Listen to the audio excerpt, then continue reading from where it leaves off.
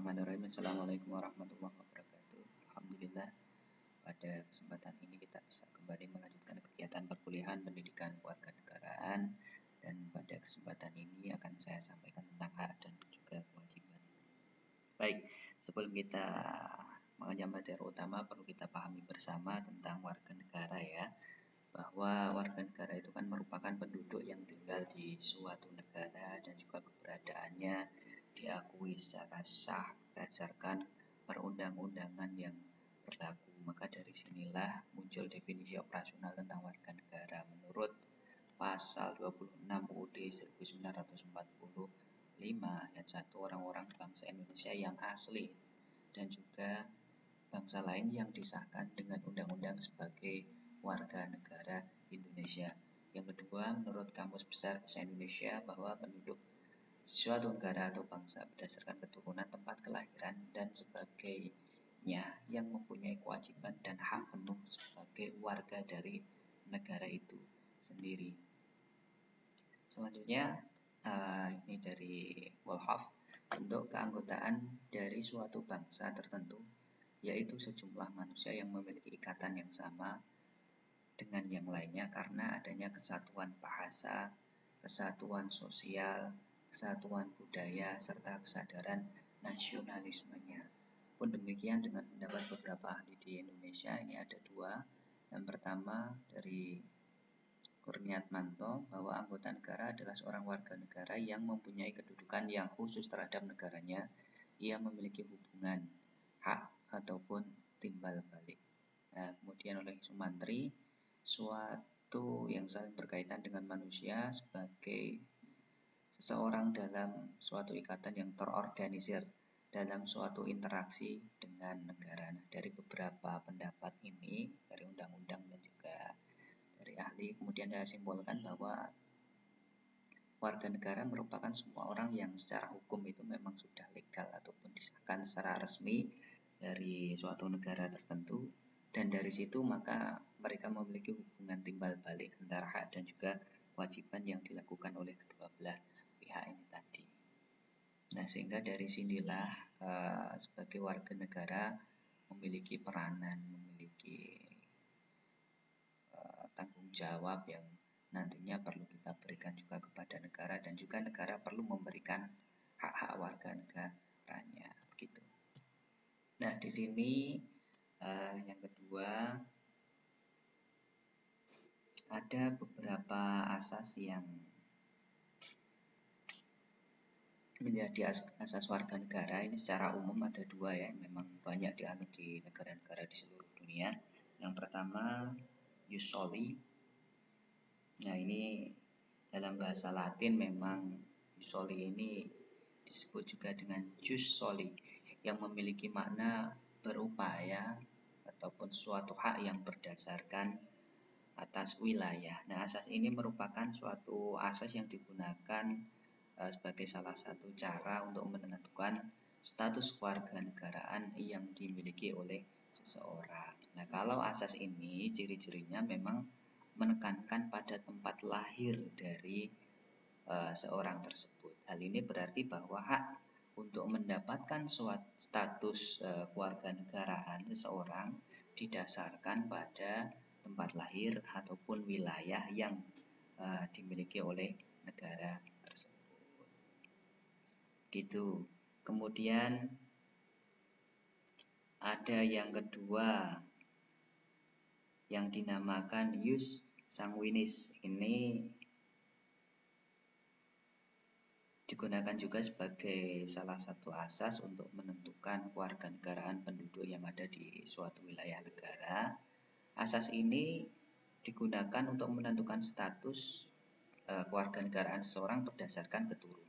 Dalam bahasa Latin, jus sanguinis ini berarti jus sanguinis yang memiliki makna keterikatan darah ataupun keturunan. Nah, asas ini mengkesampingkan wilayah negara ketika menentukan status kewarganegaraan bagi penduduknya, sehingga secara teori jus sanguinis ini didasarkan pada status kewarganegaraan ayah ataupun ibunya secara biologis tanpa mempertimbangkan di mana anak itu dilahirkan.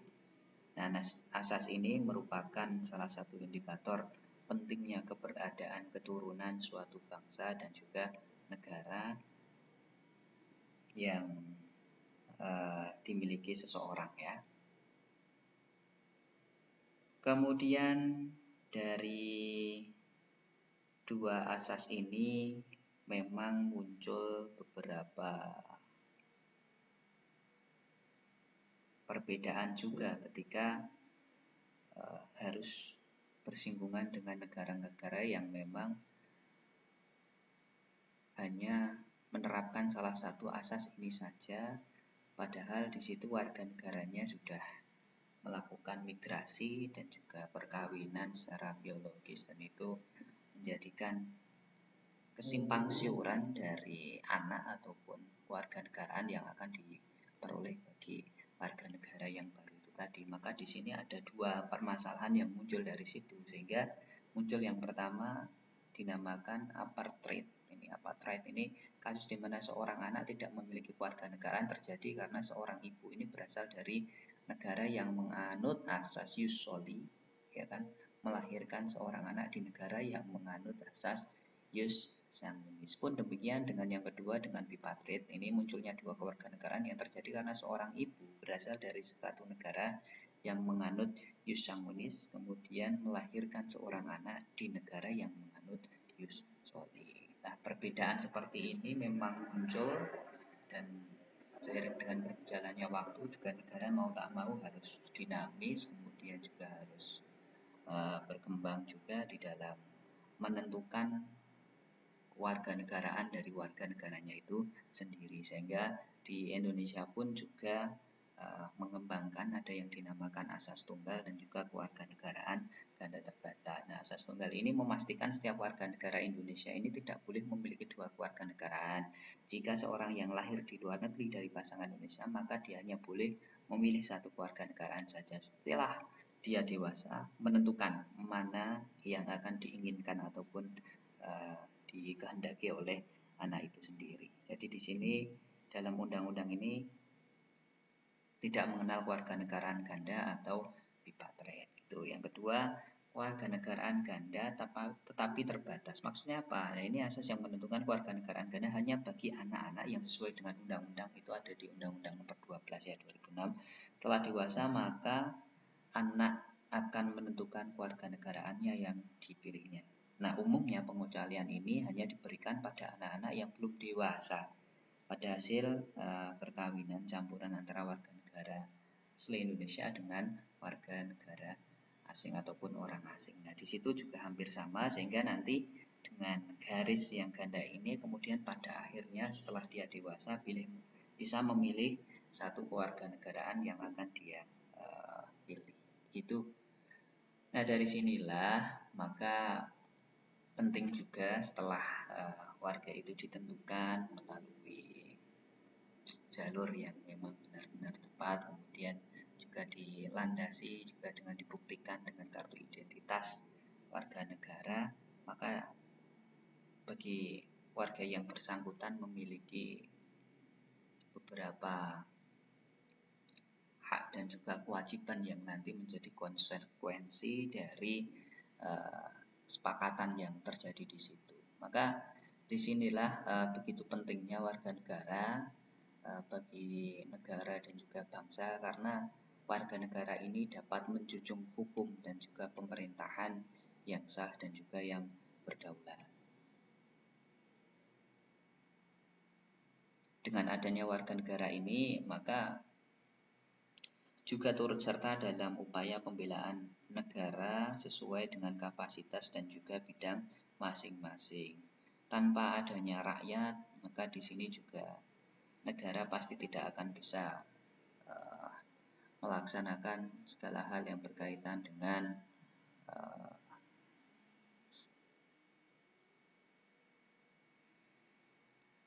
perjalanan negara ini. Kemudian yang kedua, dengan adanya pembelaan negara ini juga nantinya muncul rasa cinta tanah air, kemudian masyarakat dapat mengembangkan potensi dirinya, dapat menggali segala hal yang menjadi kapasitasnya, yang menjadi kelebihannya, sehingga nanti bisa dikreasikan, bisa dikembangkan untuk kemajuan dan juga pembelaan negara ini. Kemudian yang ketiga, menghormati hak asasi manusia, khususnya ini di sini ya, yang berkaitan dengan berbangsa, kemudian bernegara dan juga bermasyarakat di sini. Sehingga di situ dengan latar belakang yang berbeda-beda, maka warga negara itu memiliki konsekuensi untuk saling menghormati. Di situ tidak ada pembeda antara warga dari suku tertentu dengan suku yang lainnya, dari garis keturunan ini dengan garis keturunan yang lainnya. Kemudian dari sini muncul juga bagaimana warga ini bisa mentaati peraturan dengan batasan yang ditetapkan dengan undang-undang. Nah, dibuatnya peraturan ini juga menjadi konsekuensi dari kita bersama, dari warga negara untuk merealisasikan. Nah, khususnya kita juga wajib mentaati ketika ada peraturan yang memang menjadi kesepakatan yang sudah disepakati bersama. Dan yang selanjutnya menjaga persatuan dan juga kesatuan bangsa, ini sesuai dengan sila Pancasila juga. Kemudian mentaati dasar negara, hukum pemerintahan, serta turut dalam pembangunan untuk membangun bangsa dan juga negara. Gitu. Nah, tanpa adanya warga negara, maka di sini kacau bagi negara ini untuk membangun pemerintahan, membangun pembangunan dan juga membangun bangsa maupun negaranya secara mikro maupun makro. Maka disinilah dengan fungsi dan juga peran warga negara ini memang benar-benar dibutuhkan bagi warga negara. Saking pentingnya dari warga negara ini, maka negara juga memberikan hak bagi warganya yang nantinya ini bisa mendukung ataupun menjaga kedaulatan warga supaya tetap bisa berkembang, bisa hidup nyaman, hidup tentram di negara tersebut. Nah, disinilah maka kita akan pelajari tentang hak dan juga kewajiban. Apa itu hak? Hak adalah suatu yang harus didapatkan oleh setiap orang yang telah lahir bahkan sebelum lahir. Nah, dari sini juga ditegaskan juga di definisi operasional yang dituliskan di Kamus Besar Bahasa Indonesia, bahwa hak memiliki pengertian tentang suatu hal yang benar, milik, kepunyaan, kewenangan, kekuasaan untuk berbuat sesuatu karena telah ditentukan dengan undang-undang, aturan dan sebagainya. Kekuasaan yang benar atas segala sesuatu ini untuk menuntut sesuatu derajat ataupun martabat. Nah, kita pun juga memiliki hak,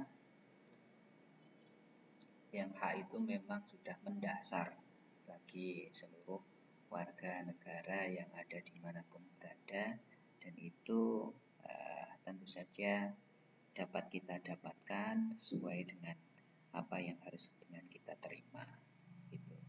Dan takarannya ini memang ketika melihat hak ini macam-macam disesuaikan dengan kapasitas masing-masing ya. Dari sinilah juga begitu pentingnya hak. Ketika kita mendapatkan sesuatu, maka juga perlu melaksanakan sesuatu yang nantinya ini menjadi kewajiban kita sebagai warga negara. Apa itu? Nah, dari kewajiban ini adalah yang wajib dilaksanakan ataupun keharusan.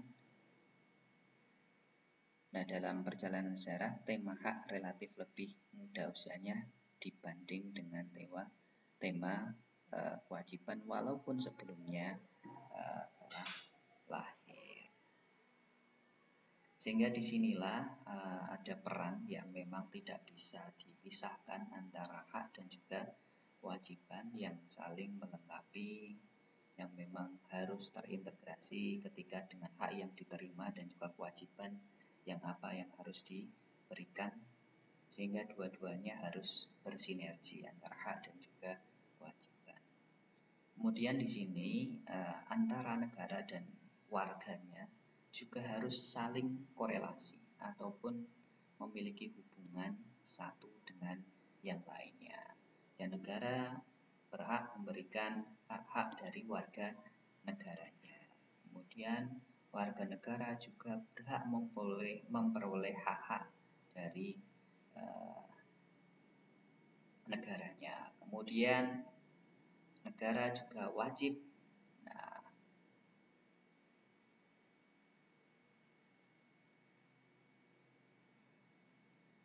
dalam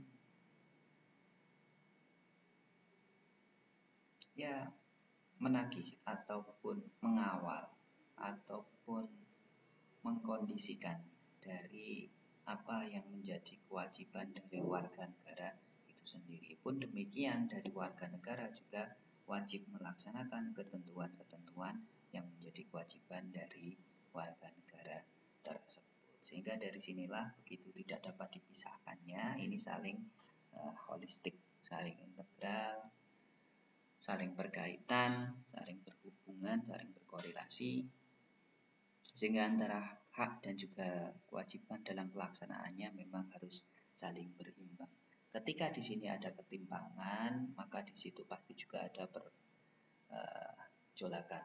Kemudian ada permasalahan yang nantinya juga muaranya akan berakibat pada warga negara itu sendiri dan juga pada negara secara khususnya di situ. Nah, di sini untuk negara Indonesia memang sudah diatur dalam perundang-undangan terkait dengan hak warga negaranya, dan secara singkat ini saya tuliskan ada beberapa di antaranya.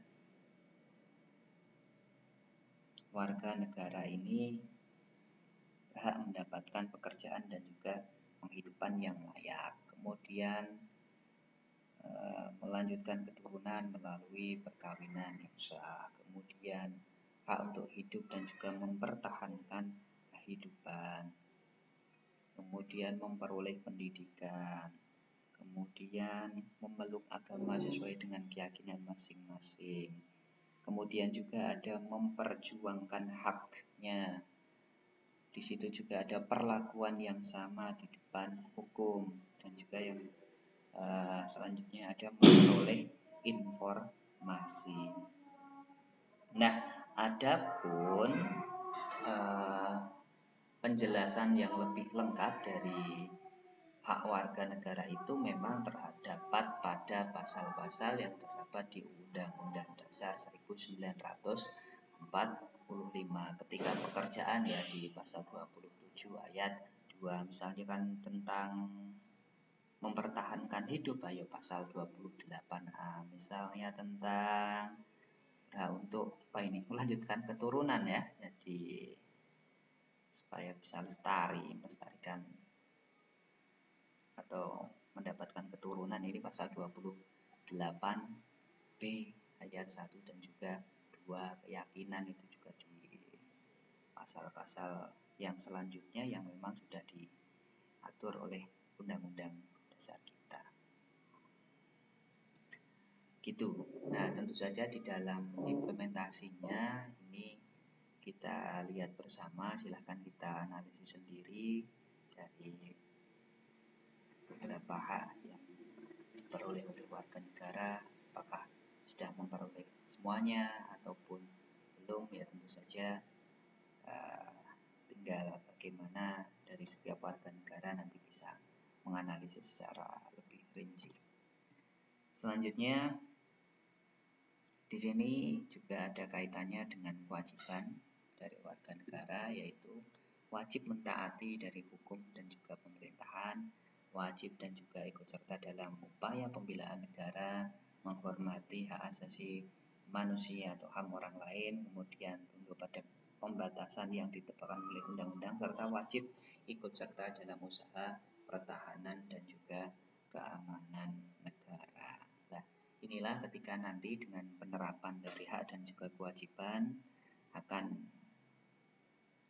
memberikan dampak yang signifikan, yang sangat progresif dalam kemajuan negara, dalam kemajuan bangsanya, dan segala hal yang ada di ruang lingkup tersebut, sehingga negara dan juga warganya ini bisa aman, nyaman, tentram, bahagia, tidak ada gejolak-gejolak yang terjadi yang sering kali kita lihat.